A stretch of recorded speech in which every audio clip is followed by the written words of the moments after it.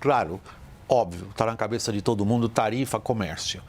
Mas, na semana que passou, algumas publicações internacionais relevantes destacaram o seguinte: o que se imaginava que acontecesse, depois de tudo que o Trump aprontou até aqui, era uma situação mundial praticamente cataclísmica do ponto de vista econômico, e o que a gente verifica, pelo menos dentro dos Estados Unidos, é exuberância dos mercados. Os mercados estão subindo. O índice de confiança do consumidor não tem, até aqui, apresentado o tipo de comportamentos que se imaginava que ele apresentaria, para baixo, ao contrário.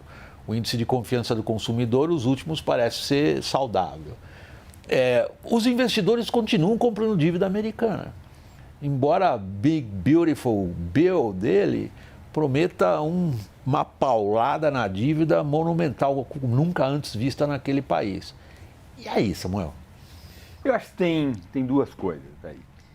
Primeiro, a teoria econômica, pelo menos é o que eu conheço, diz que se houver uma guerra comercial de todos contra todos, os Estados Unidos é o país que menos perde. O que é o mais forte.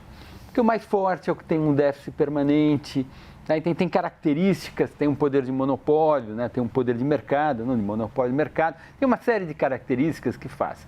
Sob uma guerra comercial aberta, em modelos bem complexos de comércio internacional, que levam em consideração cadeias globais de valor, etc., os Estados Unidos é o que menos perde. Na simulação que eu conheço, o equilíbrio de uma guerra assim seria todo mundo botar 40% de tarifa, e a perda de bem-estar para os Estados Unidos seria equivalente a 1% de consumo, e para a China, por exemplo, seria de 10% a 20%, dependendo da especificação lá. A Europa também perde mais.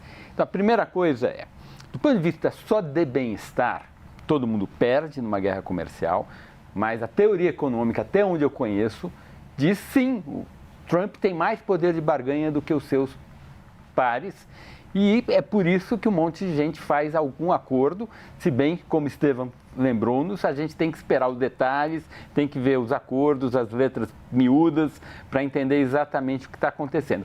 Essa lógica só não se aplica com a China. Por que não se aplica com a China? Porque a China é ditadura, né?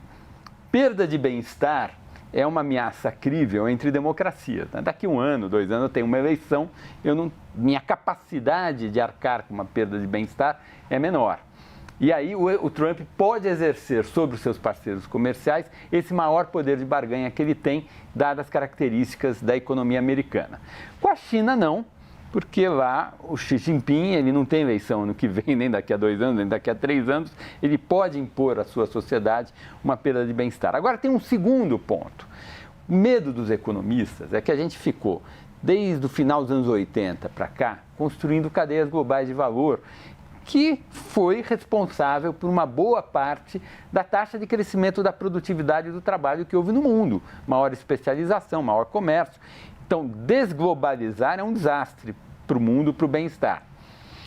E, evidentemente, se você for desfazer essas cadeias globais de valor, o custo é alto, e é isso que aparece nas simulações. Por exemplo, a China perde 20%, de 10% a 20% de bem-estar. Não é pouca coisa. Não.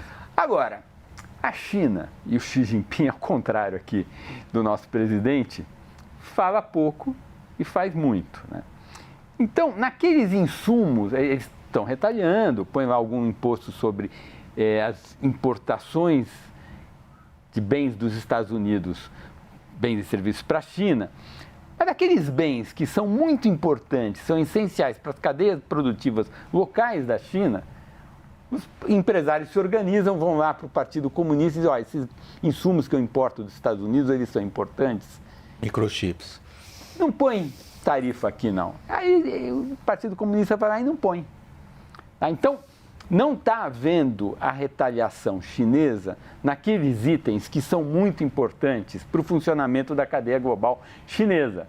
E esse é um dos motivos que os impactos mundiais não têm sido tão grandes assim. O outro, Tatiana explicou aqui para a gente. As tarifas que estão sendo de fato praticadas são bem menores do que aquelas tarifas que foram anunciadas lá no Liberation Day. Então, acho que quando a gente põe tudo isso sobre a mesa, dá para entender o que está acontecendo E tem outro fato, né? Num primeiro momento, quando as tarifas chegam, elas viram perda de rentabilidade dos exportadores para os Estados Unidos, minimizando o impacto inflacionário delas. Mas isso é num primeiro momento defendendo a sua posição no mercado. Se essas tarifas são permanentes e o tempo vai passando, vai havendo, com o passar do tempo, um repasse maior para a inflação. Então, como Estevão disse, ainda está cedo, porque o processo está começando agora. Evidentemente, esse é um jogo de perde-perde, ninguém ganha.